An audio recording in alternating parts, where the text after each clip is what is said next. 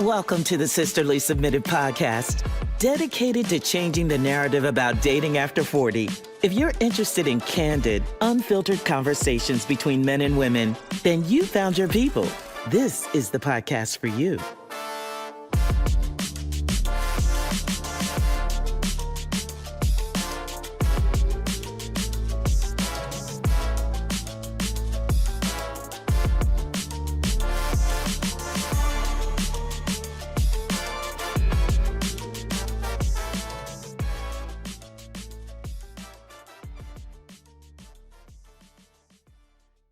Welcome. We're your hosts, Diane and Dawn, hopeful romantics, changing the narrative about love after 40.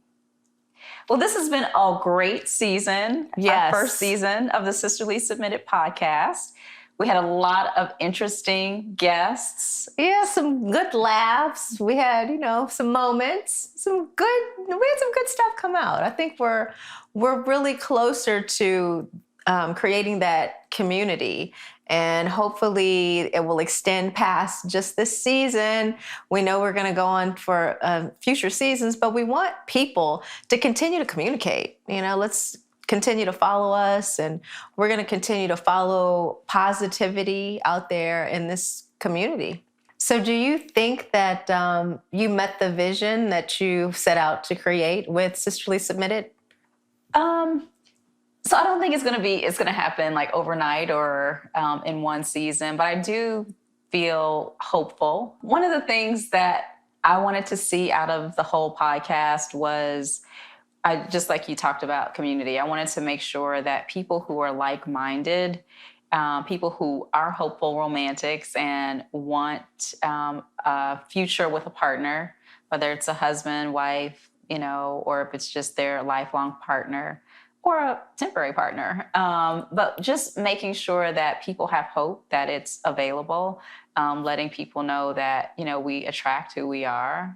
We've heard that a couple times throughout the season. And so I just hope that people see the show or see the podcast, watch the podcast, and feel like, oh, wow, I had a different thought of what love over 40 was supposed to look or feel like. And after seeing some of the guests, they feel like they actually can change the narrative, that it's not as hard as people say, that it's not, oh, it's so hard, love after 40.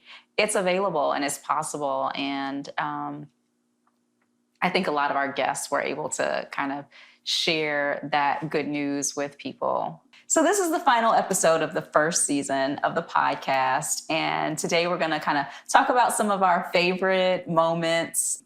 But first, we'll take a quick break to hear from our sponsor. If you were offered the key to unlock the future of your dreams, a life filled with love, prosperity, and pure joy, would you take it? Ruth E. Daniels has developed a plan with the tools you need to unlock the potential within and manifest your dreams. This practical plan, including Daniel's Manifesting Guide, The Glamorous Life, her book of affirmations, and the Glamorous Life Journal, work in tandem to teach you step by step how to manifest love, wealth, and a life of bliss. Order the Glamorous Life set today and manifest the extraordinary life you deserve. As we're in the final episode of the season, we thought it would be cool to share a little bit about our love journeys. So Diane, you want to tell us a little bit about your journey and where you are now? Sure. So we are identical twins, but our experiences have varied vastly. And so from my point of view, I have been twice married and twice divorced. So there have been lots of ups and downs in the journey of love. I think what I take away from those experiences, lots of lessons, lots of life lessons. I think that today I'm a totally different person than I was first marriage, second marriage, and for the better. I learned a lot about myself, a lot about marriage, a lot about what I thought marriage should be. One thing that I know for myself is that my marriage, if I ever choose to marry again, will look totally and completely different than any other marriage. I think that I am not a traditional person, and I am not going to be happy in what the traditional marriage looks like. And so I do know that about myself. And I have had an opportunity to hurt. I've been hurt.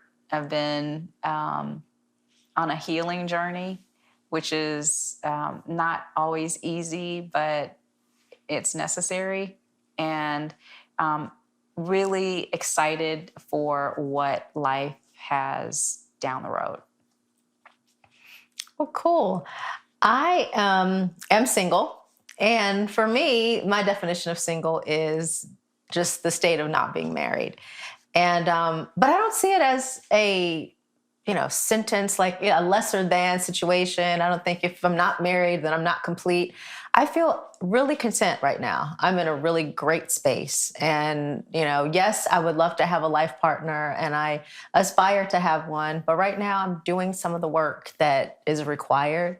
And, I've evolved. The journey has been one that has had some ups and downs. There's been some great times and there have been some tumultuous times. But through it all, I think that I've learned lessons also. So I've evolved from the 4 C's, the cute car, cash, and clothes, to, really knowing that a relationship, in order for it to work, it has to be somebody who is a loyal person, is there faithfulness, is there fidelity, someone who is dependable, and somebody who's going to be a role model to my son. I can't just date any random guy. Like, when you're younger, you can date guys because they're exciting and they're fun. But when you have, a son, my son is 16. And at 16, I can't have just any random person around my son. Never could, for that matter. But can he have some compassion? Right. That's so true. I have an 8-year-old son, and yes, I started late. but we're late bloomers. It's okay. Yeah. No worries. We took care of the corporate stuff first, and now we can be more comfortable as mothers in our own skin. Right, for sure. I think one of the really big lessons that I took away from just all relationships in the past is that I cannot control what other people do. I can't control other people's choices. I can only control myself. And I have a sense of responsibility for my happiness. And I don't I choose not to make other people responsible for making me happy. And I think that's something that I don't know if all women do it or just some women, but I know personally it's something that I gave people power to sort of be the thermometer of whether I was happy or sad or whatever, because if they were treating me in a certain way, that's how my mood changed. Like if I felt whole or happy because of what they were doing, then I was in a great mood. Or if they weren't giving me what I felt like I needed, then I wasn't in such a great mood. And so as I get older and as I learn more about myself and what I need from relationships, I also have to understand about boundaries and making sure that I recognize I'm responsible for my happiness and don't want to give that power to anybody else. Yeah. That's great stuff. So some interesting takeaways that I found from some of the guys that, are the guys, the go-to guys, the guys who are checking a lot of boxes. I found that some of the guys were, I think we have different perceptions of what guys, from women, what guys want. And guys have different perceptions of what women want. And I think we did have a few stereotypes that were sort of dispelled here, because, you look at a guy and it's not always about the physical. It's not, a lot of women think that if I'm pretty, if I'm this, for so many men rather, it was more about their heart. What kind of genuine person they were. And that all comes before the beauty. it was true that yes, they don't want somebody who's, sloppy, looking a mess. They want, that's the sort of the catch-22. You got to take care of yourself. But I think one of the biggest takeaways was it's not just your beauty. Your beauty is just, it's fleeting. So I think one of the best takeaways for me was knowing that work on your inside, work on the inner person, and be beautiful from the inside, and it will come out on the outside. Yeah. The other thing that I enjoyed hearing was that, so we have this perception, especially here in Atlanta, the dating scene in Atlanta is not that great. But we think, the narrative that we've been hearing is that men want to date all these different women. And what we heard from some of the guys on the show was that they would love to have one great woman, and that's who they want to be with. They're not looking to be with all these different women. And I think that was, one of those ideas that and stereotypes that was dispelled also, that guys who are great guys who are single, because we're hearing there are no great guys that are single. And if they're single, they want to have all these different women. And that's not what we heard from, some of the guys that were on the show. And so it was good to hear that. And that's one of the things that I think helps to give people hope. Like, okay, so there are great guys out there. They are single and they're looking to have a quality woman. And they're not looking to go have somebody that's going to DM them on Instagram that's just like a booty call. They're not looking for that. They really actually want a quality woman. And so it was great to hear that. Yeah, Refreshing. and just good old-fashioned conversation will take you really far, not just an emoji. Because I think it's a lot of our communication today is about text messages, and you can misinterpret a text message so easily. But if you actually have a conversation with somebody, it's a lot less difficult to decipher what the meaning is. Sometimes, men and women speak different languages. So, that's all the more reason that you want to communicate either in person or on the phone, because, we find that men are from Mars and women are from Venus. So we got to try to find some common ground. And I think communication is key. And that came out in, I think, just about every conversation. Oh, and I really, really enjoyed Dr. Tracy. Yeah. Everybody needs to sit with Dr. Tracy. We all need to get on her sofa somewhere. For sure. Just hearing, like, I'm not crazy, to feel the way I feel about money, knowing that your past, your childhood, the way that you interact with money or how you deal with money has a lot to do with how money showed up in your life as a child or throughout your life. And we definitely have some of that in our past, the way we not so much manage, because I think we both do a good job of managing our money, but it's the relationship with our money. That's what it is. It's the relationship with our money and how we interact with the men that we're in relationship with in regards to money as well. And so that was great. And then Dr. Tracy coming back and talking about the N word. Yes, and the N word in this case was narcissism.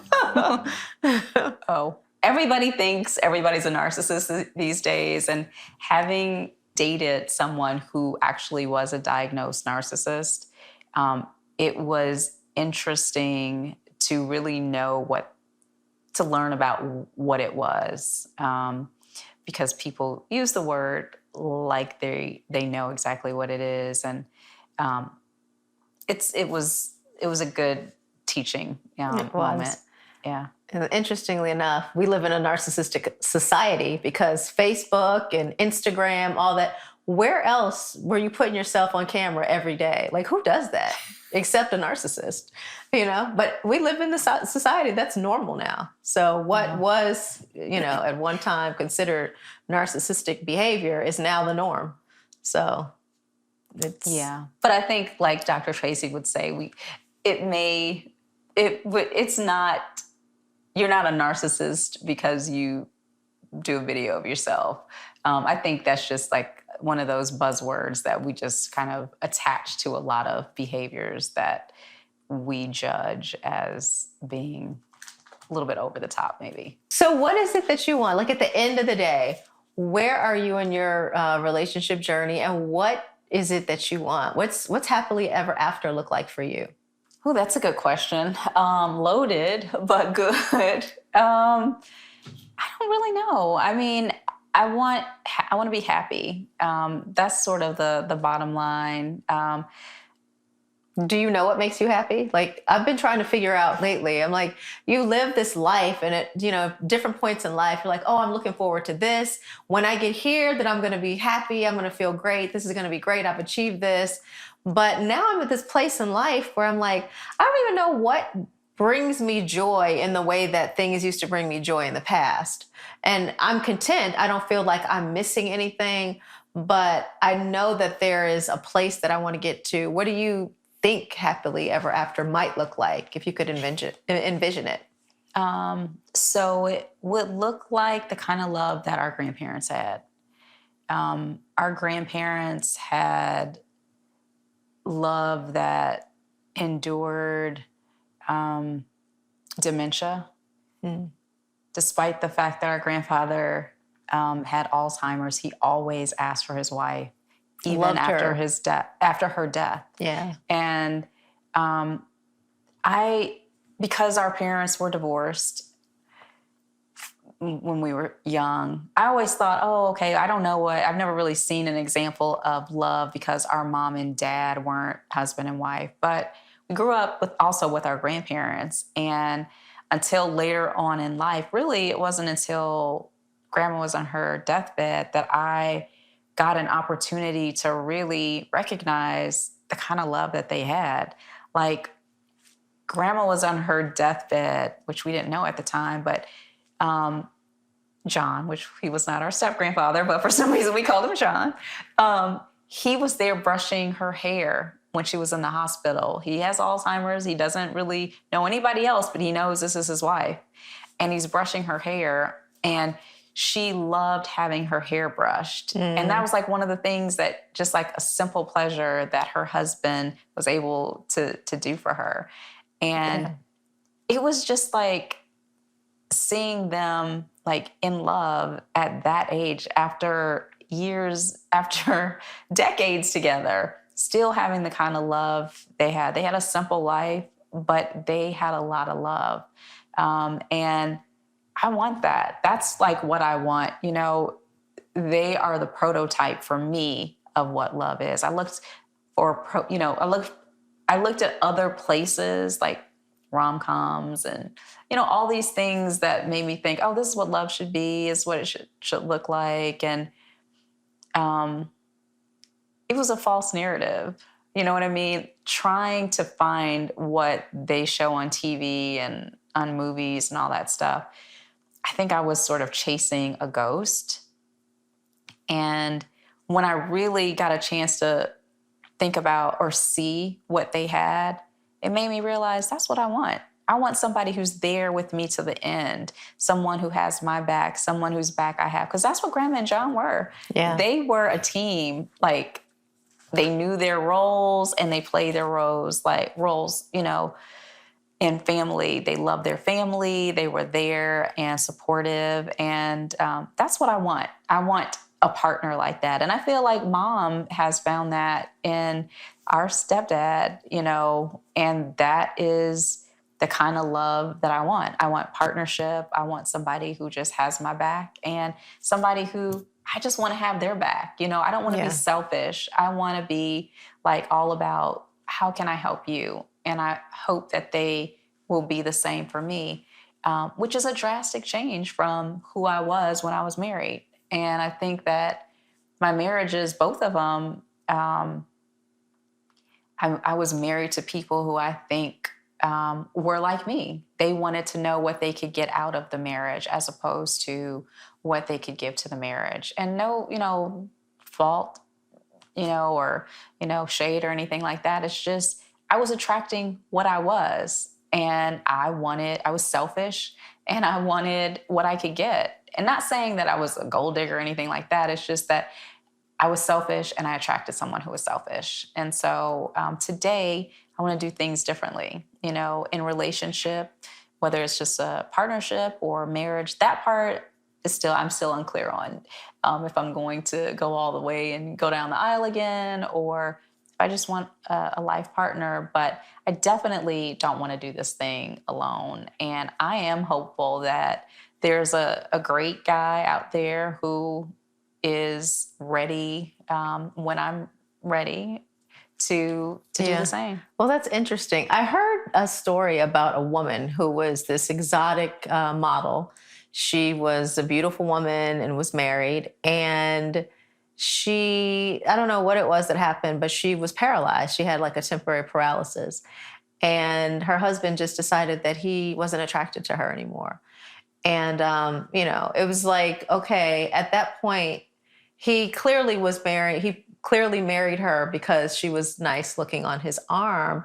But that's the part about this, in sickness and in health, forsaking all others.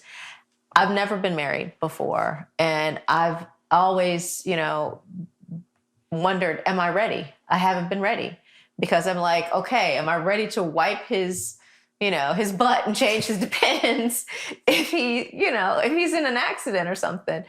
And, you, as a mom, you have to do that stuff as a mom, but, as an adult, having this an adult man, like, am I going to wipe his butt and his, when he has his depends? But that's that kind of love that when you say, am I there for them? You got to talk about those times, not just the happy times, the good stuff when everything is good.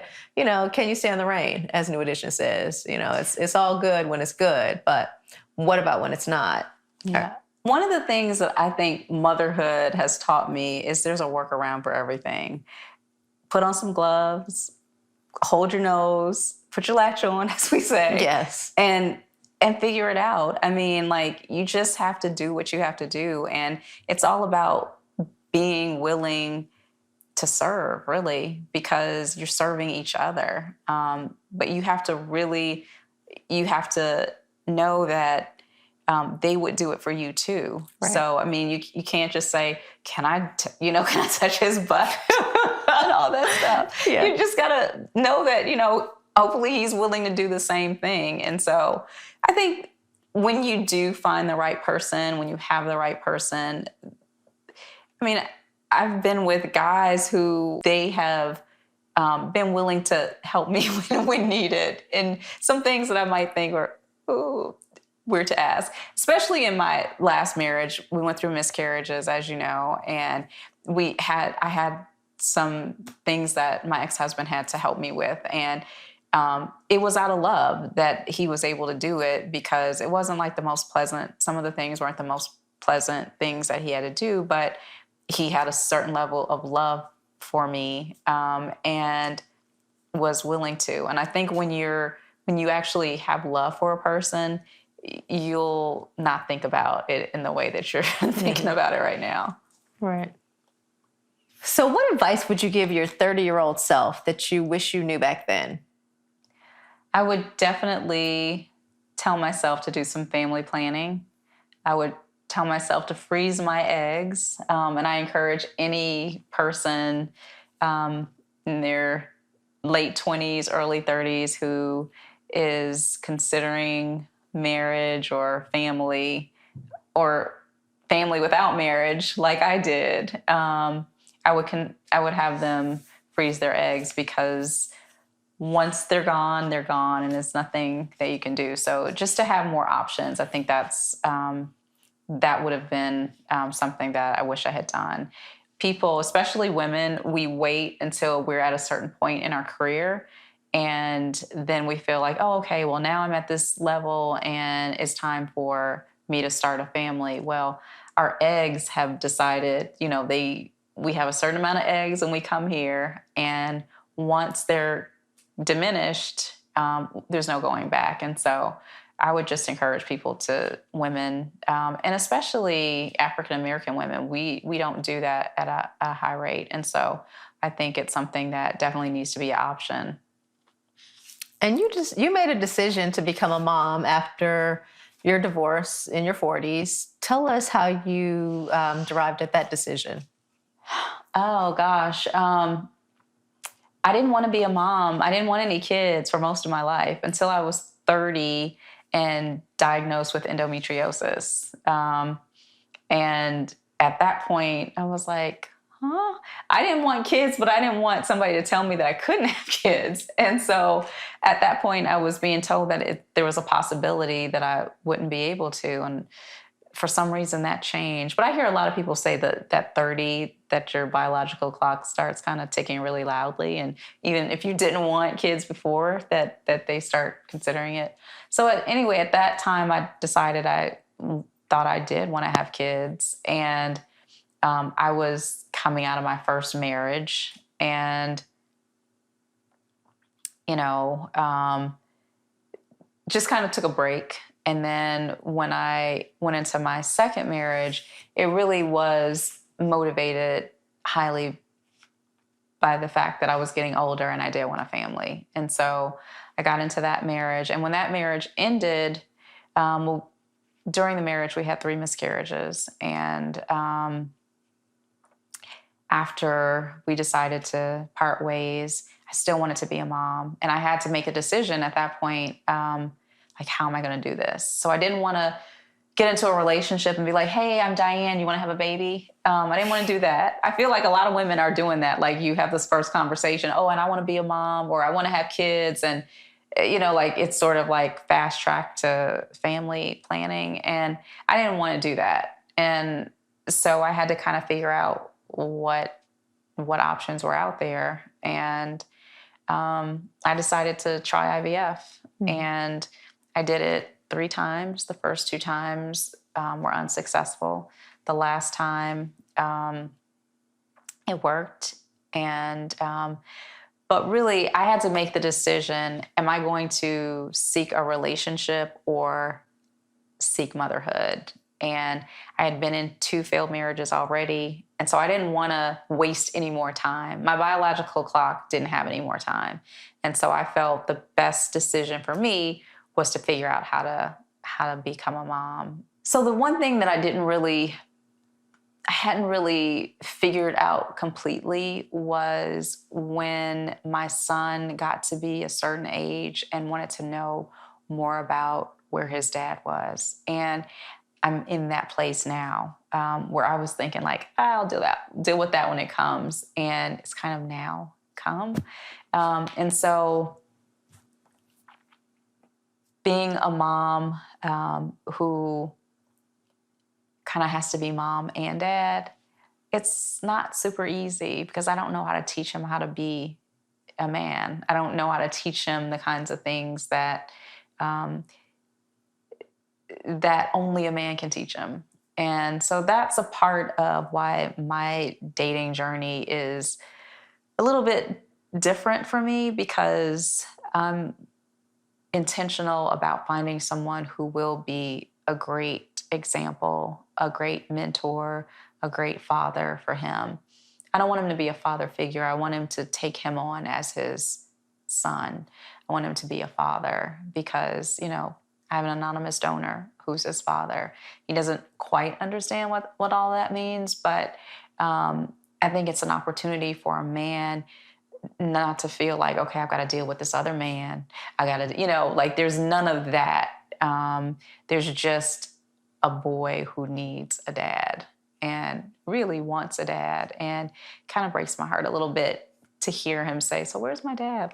So I really want a dad, and I hope I don't have to wait till I'm this age to, have a dad. And so it puts a little bit of pressure on me, but I have given myself grace to know that I don't want to enter a relationship, even for the reason that sounds good. Like, I want to get in a relationship so my son can have a dad. It all has to work. It has to be the right person. So yeah, it was a decision that I made at that time based on sort of practicality.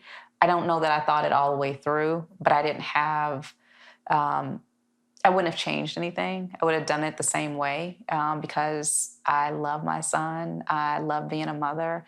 And I'm so glad that I went through all of the effort and energy and time and money and all that went into getting him here, because he's an amazing kid and I just love being his mom. That's sweet. And if you are an amazing guy out there looking for a 8-year-old stepson, I'm kidding. You got a great gal and a great little young man. So, but that's good to hear that you wouldn't change it if you could. That everything happens for a reason, and it all happened the way it was supposed to happen. And you've got a great little boy who may someday go to the NCAA championship game. That's what I've been looking for. He's starting basketball now, so we'll see. We'll see how his skills are. So you've known me all of our life, and you've seen the ups and downs of the journey. If you had to select a guy for me, what would he be like? So now the perfect partner for you, Diane, is definitely going to be somebody who is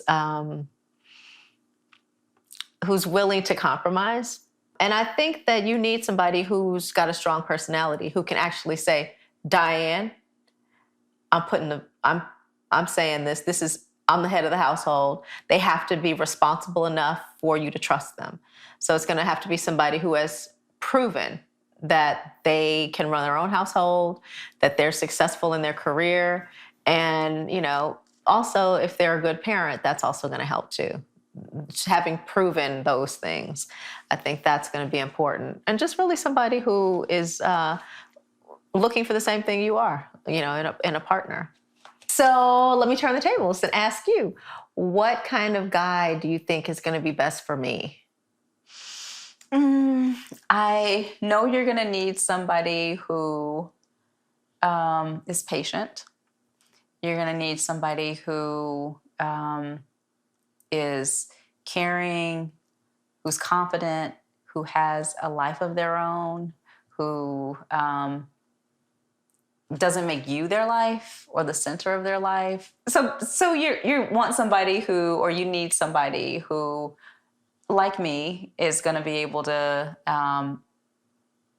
be the leader and give us some reign to lead the things that we can lead, but also we want a guy who is a leader. We're looking, I think, both of us, for someone who we can trust to lead us. And so we're very strong personalities. So it's going to be somebody who is going to be able to appreciate that strength and complement that strength and celebrate that strength and, be a good stepdad to Grant. Yeah. Oh, great. Let's just wrap him up in a bow and send him on down. 2, please. Yeah. So to lighten the mood a little bit, we're going to play a game of Smash, Marry, Cancel. All right. So you tell me who you think I would say, and I'll tell you who I think you would say. Okay. All right. I'm going to start with actors. Morris Chestnut, Terrence Howard, and Taye Diggs. Okay. I think that you would cancel Terrence Howard. You would smash Taye Diggs and marry Morris Chestnut. Maybe. I would love to marry Morris Chestnut if he wasn't married already. I'll take any order, but you're right on the Terrence Howard. He's a bit much. All right. So next one for you. Jay-Z, Kanye, and Nas. Okay. Definitely canceling Kanye. Jay-Z, he's already married, so I'll just smash him. And then Nas, I'll marry. I love that rationale. Since he's married, you'll just smash him. Okay, that's lovely. All right, so I'll give you. Oh wait, no. What about you? What would yours be? So for Morris Chestnut. Oh wait, I was supposed to do it for you, right? No, just give me the last two. Okay. You can just give me the last two. Okay, so Michael Jordan, LeBron James, and Ray Allen. I'll probably cancel Michael Jordan because he doesn't like black women anymore. Okay. Probably marry Ray Allen and smash LeBron. He's younger. Okay. What about, NE for life? What about Bobby Brown, Michael Bivins, and Ralph Tresvant? Ooh. I probably have to cancel Bobby. I like him, but I have to cancel him over the three. I'll probably marry Michael and smash Ralph. The podcast kind of took me back to us being kids back in the day because we played everything. And, we played store, and we played church, we played, bank, everything. And this was kind of like that. And, I was feeling very Wendy Williams, how you doing? So, this has been great, Diane. I've enjoyed it. Thank you for your vision. I'm glad that I can help you carry it out. Any parting words that you have for the season? Any surprises that you want to, tell for next season? Anything you want to give us just a little sneak peek into the future? Only God knows what the future holds. I am excited about doing future seasons and changing the narrative about love after 40. I don't feel 54. I'm 54, we're 54, but I feel younger, and I guess you really are as young as you feel. There are other people that are like us who are youthful, and their age doesn't necessarily match their energy. And so I hope that other people have enjoyed it. I hope that they will join our tribe and just continue to support the show and what we're doing in the future. We hope to have events and bring folks together and really just create community, not just online, but really in real life, in real time. And so we'll see how everything, plays out, but just excited to have wrapped this first season. And thanks for joining me. And we are not a dating service, but we are hoping to connect some people through the community. Yes. It's been a great season. Yes. We'll see you hopeful romantics next season. Bye for now. Bye.